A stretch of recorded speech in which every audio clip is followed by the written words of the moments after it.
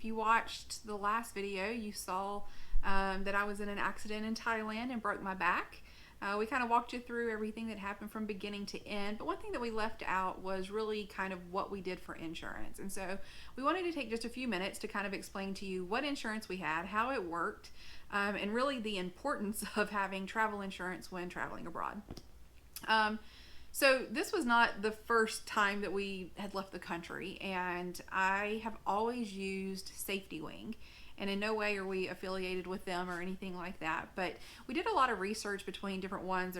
There's Nomad's Insurance, there's SafetyWing, there's several others that you can choose from. There's even some policies within your home country that can add on travel insurance. But when kind of looking at everything that you get, not just from healthcare standpoints, but also, lost baggage, trip delays, extended hotels. There's a lot of other features that you get with it, and it just made the most sense for us. So when we embarked on this trip, we signed up with SafetyWing again, and our policy covered $250,000 US lifetime max. So it was a pretty extensive policy, especially being over in Southeast Asia. So what happened, when I injured my back, we had to kind of learn to navigate this process. And some of it was easy, some of it wasn't. As we explained, you don't just walk into a healthcare facility and get treatment and receive a bill. Everything does have to be paid essentially up front. But not knowing how much my care was going to cost, there wasn't a way to say, here's $10,000 and give me all the treatment. There just wasn't a way to say that. We didn't know how long I was going to be in the hospital. We didn't know if surgery was needed in the beginning. We didn't know that I was going to wind up with an infection in ICU. So there was a lot of charges. So essentially what happened is when we walked in, there was an initial payment, and that was actually paid from the tour company that we were with. And so that was $3,000 USD. And that just kind of covered everything that was happening at the local Thai hospital. So that was something that we did not have to worry about. But at that point, we went ahead and contacted SafetyWing. And so that would be tip number one, is the second that you're injured, you really need to reach out to them, let them know what hospital you're at, make sure that you understand the policy. They're going to put you in contact with somebody, give you a case number, and that's going to be something that you're going to reference for the entire extent of your claim. Once we contacted them, the tour company kind of bailed out at that point from financial responsibility.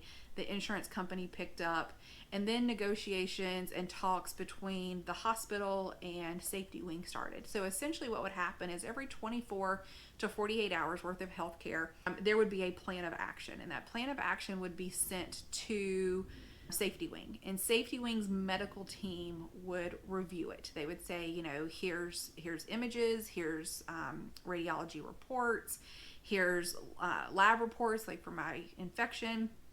And they look at it, and then they look at what the plan of care is. And so there's a medical team associated with SafetyWing, just making sure that the treatment that's being recommended and the charges that are associated with it are within acceptable limits. I don't know if it's been in the past that these insurance companies feel that they've been overcharged, and so that's why they look at them and stuff a little bit closer now and up front. I'm not really sure, but that was our process. So 24 to 48 hours, this would get resubmitted, and they would say, look, like, this is where she's at, this is what we're recommending. And then SafetyWing would approve it, and then they would send a intent to pay. So it wasn't that they had to cut them a check immediately, but there had to be an intent to pay. So if they were saying, hey, these next few days of care, this is what we're recommending, is going to be $2,000, then they would do an intent to pay for $2,000, a document that was sent over, and then care would continue on. Now, in no way, shape, or form did my care ever stop. I just feel like it was delayed a little bit. I don't think we would have been at the first hospital a little bit longer if we had just paid cash, but we were new at this and just trying to navigate the entire process.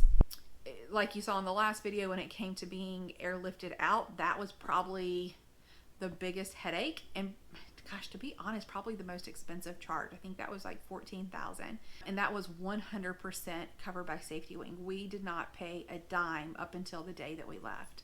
And I was in the hospital almost 2 weeks between all the hospitals and surgery and rehab. So getting airlifted out, that was the hardest thing to navigate, and it took a lot of people kind of having that conversation. So just keep that in mind, and just all I can say is to really just advocate and make sure that you know every person that you're talking to and the numbers, your case number. You will have access to the medical team there. Normally you have to call and leave a message, but they were fabulous about calling us back and give us an update of where we were in the process of getting things approved. Had we not had insurance, this could have really been bad. We're very thankful that we have family that I know would have chipped in, and we had credit cards that, you know, had extended balances that we would have been able to do whatever was necessary at that time, but it would not have been easy. And I wouldn't want somebody going on like a 2-week trip and having something terrible like this happen that financially ruins them for either life or a very long extended period of time. So what about the cost? So the cost really associated with that is very, very minimal. We were gone at that point for about 7 months, and we had myself, my husband, and our daughter. She's 17. I was 37 at the time, and my husband, I think he was either 49 or 50 at the time, maybe 50. So it's all based on age as to what those premiums are, but for 7 months and 3 people, I think we paid like $500. It was very, very inexpensive. It had a $250 copayment. Once we paid that $250, once I was in the hospital, then everything else was covered pretty much in full. The only thing they did not cover was the airline ticket back home. We did file a claim and dispute that as it was medically necessary, but it was still denied, and it just wasn't something that we wanted to push forward with.